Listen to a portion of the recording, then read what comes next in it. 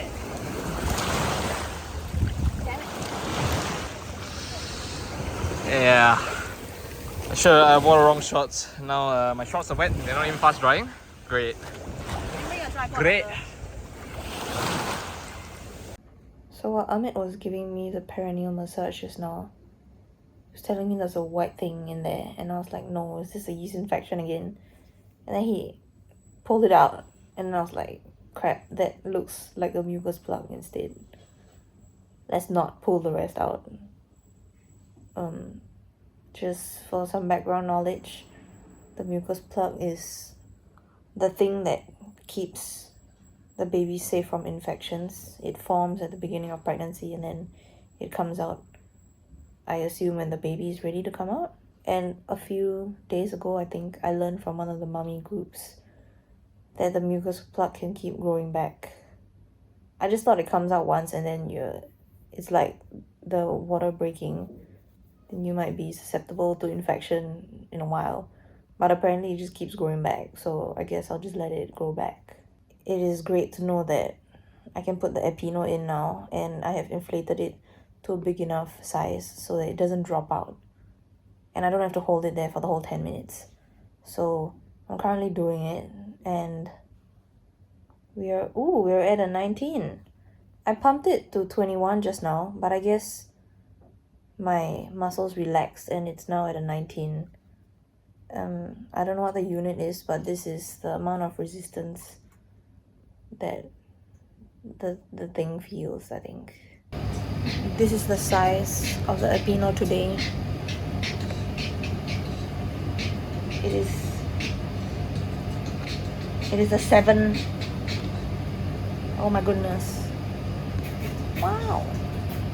Okay, so I'm gonna try another thing to turn the baby. This is a moxa stick, moxibustion stick that Doula Lorraine gave to us. I'm supposed to put it on some acupuncture point on my toe, which is the urinary bladder 67, which is like right next to my pinky. So I'm supposed to have my feet higher than my pelvis and then burn this and then put it around 1 inch away from my pinky and do that for like 10 to 20 minutes twice a day. And I'm wondering if I can just break the stick into half so that I can do it on both toes at the same time, or is that not advisable? So just because I don't know yet, I'm not gonna cut it. Also, I feel like the baby has been kind of higher up today for like the whole day. It's only been half a day, and I'm not sure if that could be the baby turning, because I don't know how it's supposed to feel if the baby is turned. I don't feel a hard part on the top of my belly anymore, but I'm not sure if it's the butt. Could this be the butt? If I do what Dr. Harvard told me, it could be the butt. Could babens have already turned? Interesting. I don't know, but I'm still gonna try the moxibustion.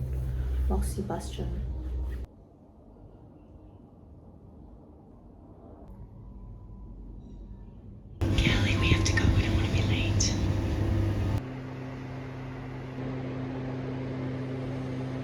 Gone all over the chair now. I hope this works and it doesn't burn through the thing. Now I have to clean up.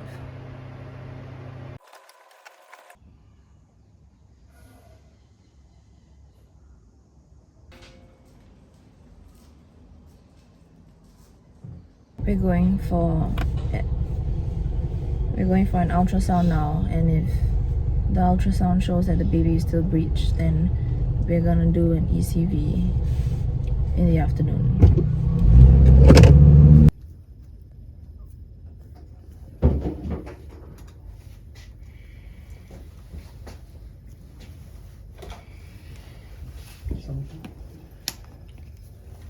Can you feel it? Oh, I'm not sure. Let me see. This one's more accurate.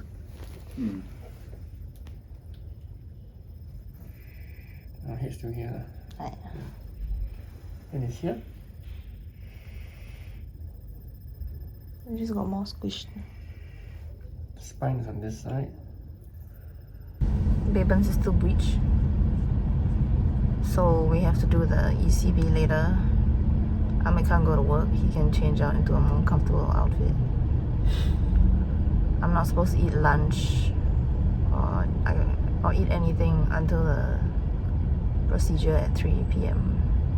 just in case, in the worst case scenario, it becomes an emergency C-section if Baben's heartbeat drops and it doesn't come back up.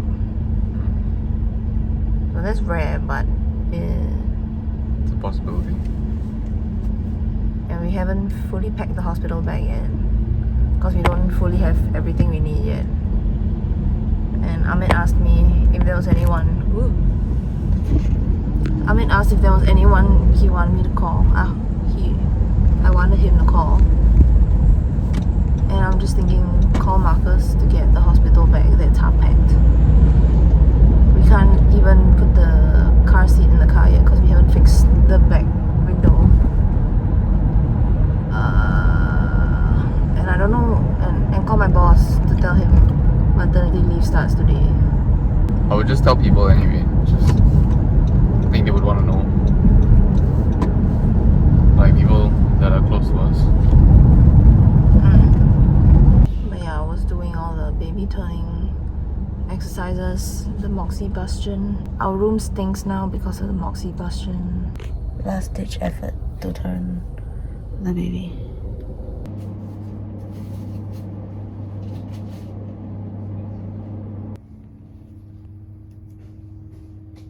This is where we're gonna do the ECV in 20 minutes. This is my very pink bed with my very pink outfit. Amit is filling in a form. I don't know if they allow filming here, but I'll do it discreetly.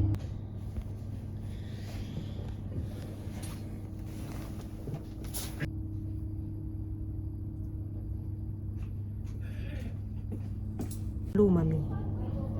You did very well. Just breathe and... They said they might have to put terbutaline in my hand to soften my uterus. But I googled and it says it stops contractions or stops preterm labor. Sound that makes noise. Sound that make noise.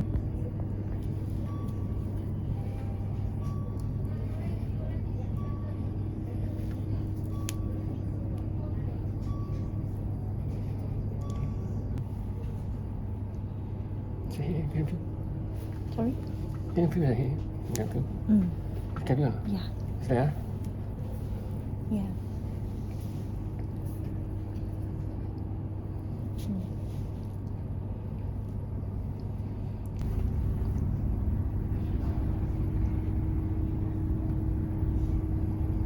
Okay.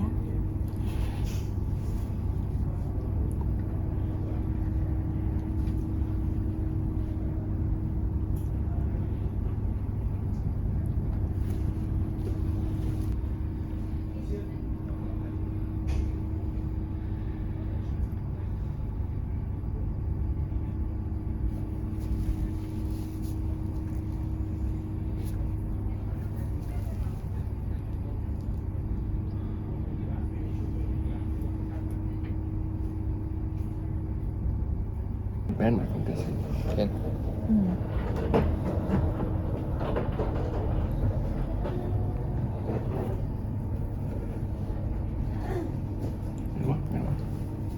Yeah.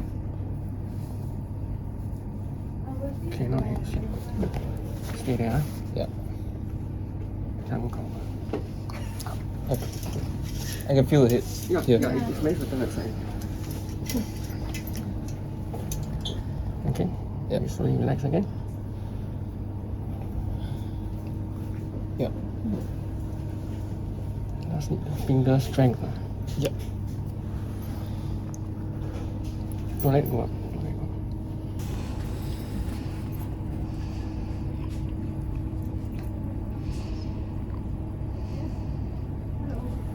It's difficult also because the placenta is here, so you don't feel the baby so well.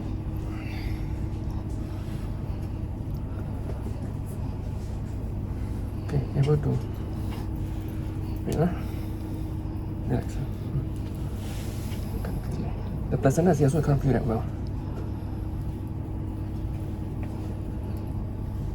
Keep it up here again.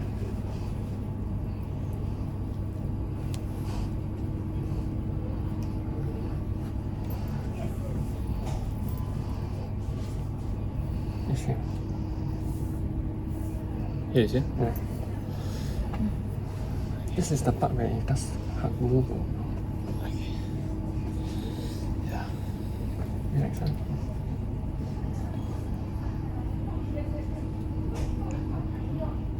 Yeah. With it.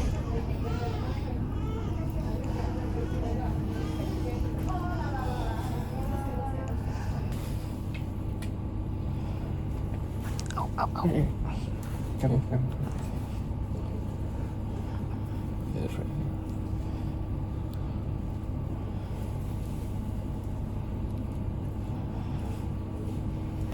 Didn't work. So we just leave him. The ECB didn't work. Dr. Harvard tried 2 times, like 2 separate sessions of turning, and Amit helped as well because it was quite finger heavy, I think. And then we mentioned to him that we boulder, so Amit gave a helping hand. 2 helping hands. And actually my whole body. It was damn tiring. It was damn painful. I was trying to put on a brave front so that they don't stop, so that they can try their best. Who would have thought that testing such a tiny little thing would take so much effort? And to no avail. So we're down about $1,000, and we'll be down more bucks because we want to try the vaginal breech delivery with Dr. Paul. It was an interesting experience though. Would not do it again. I think if we have a second breech baby, I would just go straight for the vaginal breech delivery. That was quite excruciatingly painful. But I will continue to do the inversions and moxibustion and everything to try and make the baby turn, just in case babens is just not ready and will turn later. But for now, we're gonna go grab some snacks and watch Grey's Anatomy. This is today's setup. My pelvis is not technically higher than my leg, but this is the best I can find. We're at a 6.5 today. This is the situation today. I think my leg is slightly higher than my pelvis.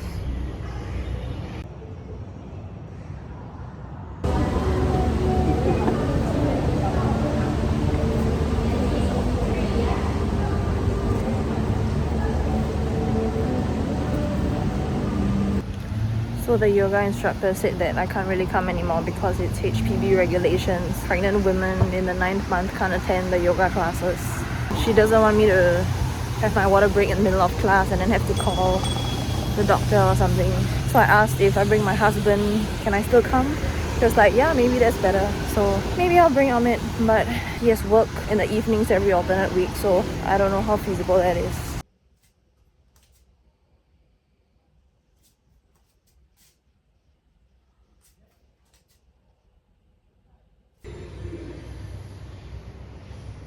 It is the 3rd day after the ECV and I think my belly is finally not sore anymore. So good news, it takes 2 days to heal.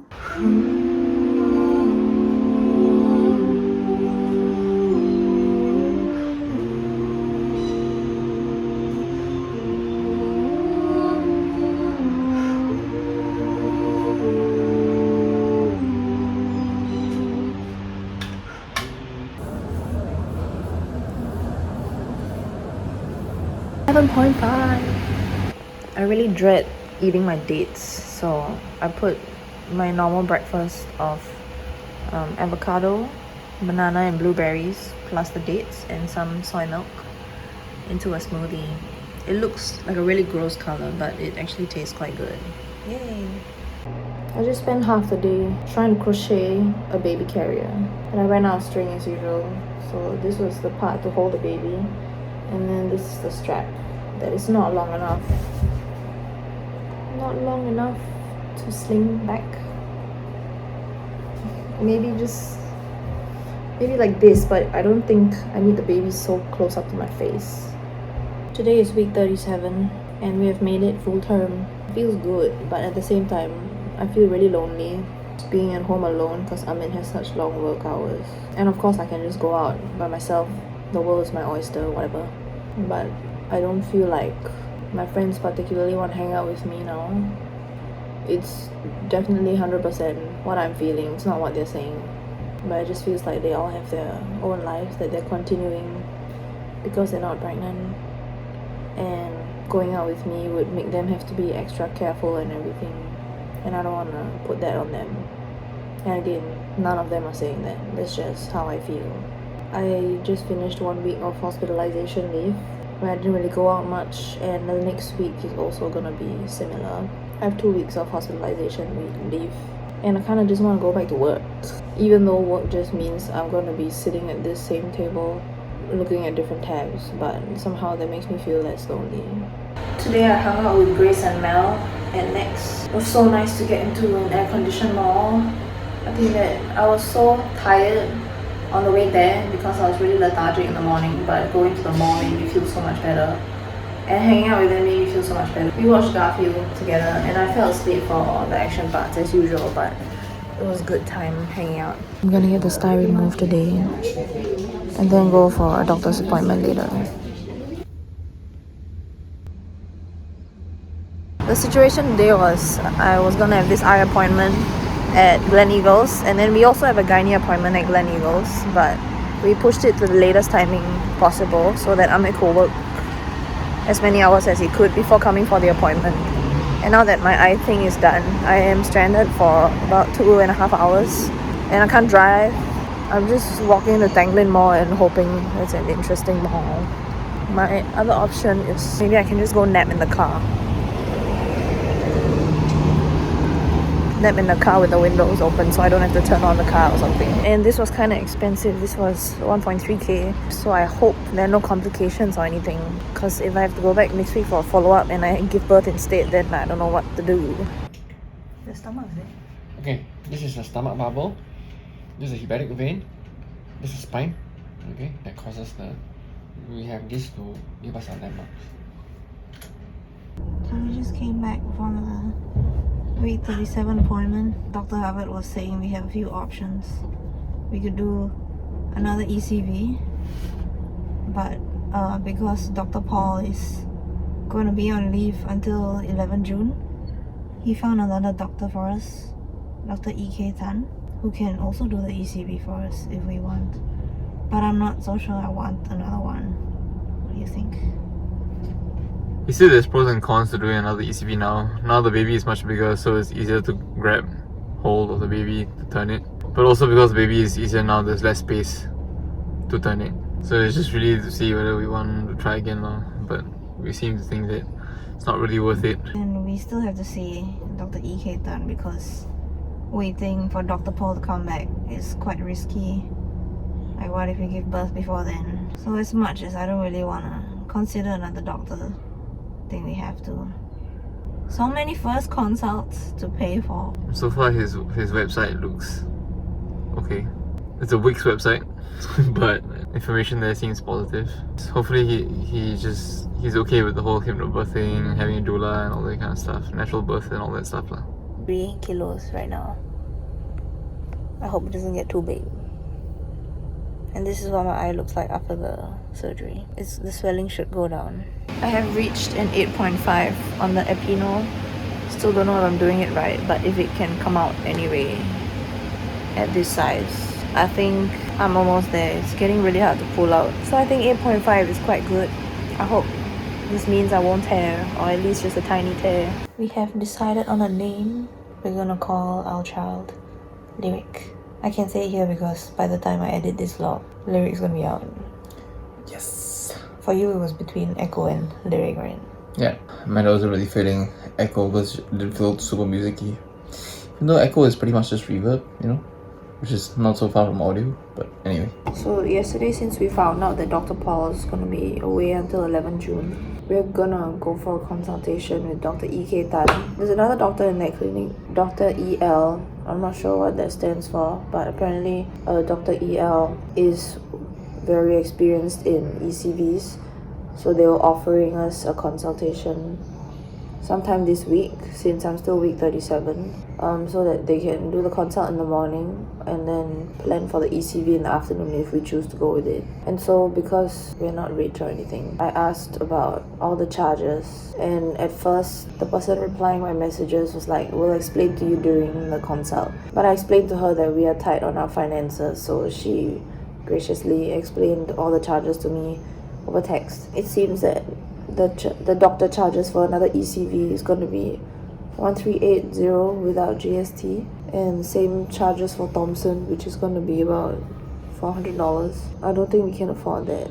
There's also just a 60% chance that it's going to succeed, and it's even less likely to succeed the later we do it. The delivery charges for Dr. E.K. Tan are $3,800 for vaginal delivery, but because it's breech, there'll be a 50% surcharge, so it will be $5,700, and I just can't do that. I can't do an ECV and fail and then go for a delivery with a 50% surcharge after that. I can't afford to give birth. I can't afford to give my baby the best chance to come out into this world safely. You know, maybe that's a lie. I just can't afford to do it and also give my body the best chance to recover nicely. At this point, maybe a C-section is cheaper, and maybe I should just consider a C-section instead. And on top of all that, they were asking if we could do an appointment on Friday. It's Wednesday now, and they wanted to do it quicker because the ECV is more effective the earlier it's done. But Ahmed was saying that it's very hard for him to take 2 days off, and that's logical and everything, but it makes me feel so stuck that I have to consider taking leave with a job that is not super stable yet because he just started, on top of everything else I have to consider monetarily. I just did the eye surgery yesterday, so I didn't want to cry in case the salt in my eyes makes it worse for recovery. So I'm desperately trying not to let a tear drop. I just feel so defeated that these are my options, and I don't want to feel defeated because then babens will also feel all the feelings I'm feeling. I just want to be happy. I still have to host an event on Saturday, as long as I'm not giving birth before then. And I also feel stressed about that because I don't feel like the people I'm handing it over to are super prepared about it. It may not be their fault. It might just be that we have a very new working relationship, so it's hard to get things on track. I feel like I'm stressing out about that so much that babens will support me in not coming out early just so I can host the event. At this point, I feel like even if I go into labor before the day, I would still need to show up for a peace of mind to see that everything is going on. And if I do happen to be in labor on the day itself, I will just hold it in until the event is over. And I hate feeling like that, but it is what it is. And I feel a lot of stress and anxiety at this point in the pregnancy, and I don't want to feel all this. I feel like I had a lot of time to make sure that I don't have all this stress and anxiety, but it all didn't work out, and here I still am with all these feelings that I don't want to feel. I hope I look back at this when I'm editing and can say that this is a thing of the past and it all worked out or something. I've been feeling like shit the entire day, even though I've been slowly solving tiny problems, and I think it's because I could give birth at any moment and I'm not sure what doctor is gonna be there with me. That's such a scary feeling. Like, I don't know whether to go with the doctor I like but do a C-section, or go with the doctor I haven't met yet that can do the birth I want, that will cost more than the C-section with the doctor I like, or just hope that I can keep it in until 11 June, where the last doctor I want with the birth method I like can help. Everything seems so uncertain right now, and like, what if I give birth tomorrow? For today's freebies, we have a door stopper, cute, pack of wipes, a bib, insect repellent. Ooh. Oh, okay. pacifier, I think, or something to put food in so that they can try. And baby diapers, 2 pieces. I just peed on the bed and that woke me up.